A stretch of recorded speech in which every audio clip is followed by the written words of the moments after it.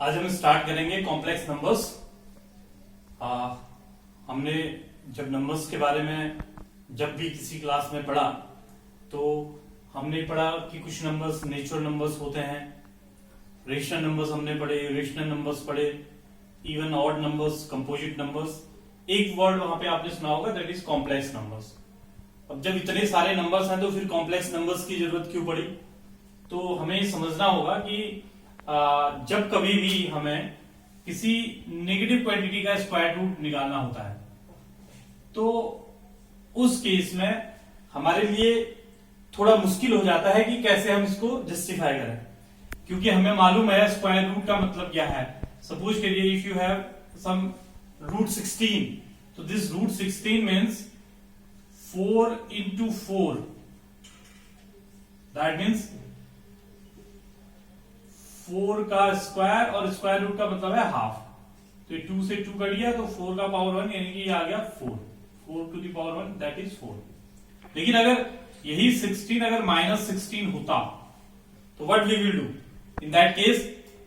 अब आप इसको -4 into -4 तो नहीं लिख सकते, आप इसको कुछ इस तरीके से लिखेंगे -1 into 4 into 4, तो it will be root -1 into root 4 का स्क्वायर। तो अब ये आपका 4 आ जाएगा और ये आ जाएगा root -1।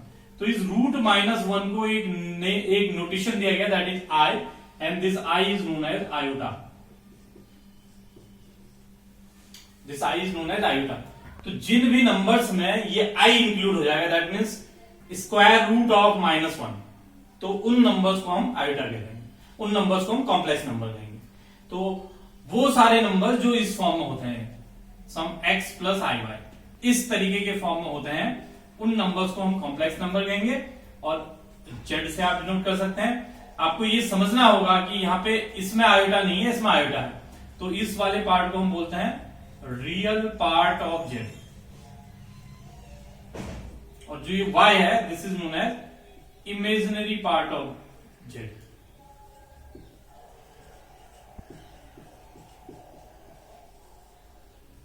Imaginary part of z, या शॉर्ट में आप इसको लिख सकते हैं रियल पार्ट ऑफ z, और इसको आप शॉर्ट में लिख सकते हैं इमेजिनरी पार्ट ऑफ z। ये हमें समझना है कि यहाँ पे x और y हैं दोनों really, x and y both are real, दोनों रियल हैं। लेकिन क्योंकि ये y जो है वो i के साथ है, आयोटा के साथ है, इसलिए हम इसको इमेजिनरी पार्ट बोलते हैं। ठीक है, तो ये कॉम्प्लेक्स नंबर है। All those numbers which are in this form known as complex numbers. अब कोई भी नंबर है तो वो कॉम्प्लेक्स नंबर है। जैसे for example each and every natural number is a complex number, like 5, तो 5 can be written as 5 plus I into 0, तो इसका इमेजिनरी पार्ट 0 हो गया, रियल पार्ट इसका 5 है। तो each and every number is a complex number, तो कोई भी नंबर, तो that means every real number is a complex number. तो we can say set of real numbers is subset of complex numbers. Complex numbers के set का subset होता है, सी से डिनोट करते हैं कॉम्प्लेक्स नंबर्स को। अगर आपने सेट वाला लेक्चर मेरा सुना होगा तो आपको मैंने बताया था कुछ स्पेशल नोटेशंस में कि कॉम्प्लेक्स नंबर्स को हम सी से डिनोट करते हैं। तो कोई भी कॉम्प्लेक्स नंबर का ये स्टैंडर्ड फॉर्म है x प्लस आई वाई। तो कभी भी किसी भी तरीके का नंबर अगर आपको दिया है तो आप उसको पहले स्टैंडर्ड फॉर्म में कन्वर्ट करते हैं, that is x plus I Y form. इसके बाद अगर हम बात करें इसके मैग्नीट्यूड की, मैग्नीट्यूड ऑफ कॉम्प्लेक्स नंबर, किसी कॉम्प्लेक्स नंबर का मैग्नीट्यूड, इफ अगर आपके पास z equal to X plus I Y है तो मैग्नीट्यूड का मतलब होता है mod of z equal to square root of X square plus Y square, यानी कि आप इसको बोल सकते हैं square root of real part of z का square plus imaginary part of z का स्क्वायर। इस तरीके से आप निकाल सकते हैं किसी भी कॉम्प्लेक्स नंबर का जो मैग्नीट्यूड है। और जब आपको कॉम्प्लेक्स नंबर दिया है, कोई भी कॉम्प्लेक्स नंबर दिया है, if you have any complex number z, तो उस कॉम्प्लेक्स नंबर का एक कॉम्प्लेक्स कॉन्जुगेट भी होता है। अब बात करते हैं कॉम्प्लेक्स कॉन्जुगेट की। If we have a complex number z equal to X plus I Y, then it's complex conjugate will be denoted by z bar, that is equal to x minus i y। Means हमें आई को minus आई से replace कर देना है। अगर हम ऐसा करेंगे तो हमें कॉम्प्लेक्स नंबर का कॉम्प्लेक्स कॉन्जुगेट मिल जाएगा। अब अगर हम बात करें दोनों को अगर मल्टीप्लाई करते हैं जेड इंटू जेड बार, तो it will give you x plus I y into x minus i y, तो it will give you x square minus i square y square. और अगर आई इज इक्वल टू आपको जैसा अगर आपने ध्यान दिया होगा तो -1, तो आई स्क्वायर हो जाएगा, I is equal to root -1 तो आई स्क्वायर हो जाएगा -1, तो आई क्यूब होगा i square into i, that means -1 into i, that is minus i. I की पावर 4 अगर आप देखेंगे तो it will be i square का स्क्वायर, यानी कि -1 का स्क्वायर, दैट इज 1। तो जब भी आई का पावर इवन नंबर आएगा तो वो रियल नंबर हो जाएगा। आप देख रहे हैं आई स्क्वायर में -1, आई 4 में 1, और जब इवन में भी जब 4 का मल्टीपल होगा तो 1 हो जाएगा, यानी कि i to the power 4 1, i to the power 8 1, i to the power 12 1, i to the power 16 1, ये सब 1 होंगे।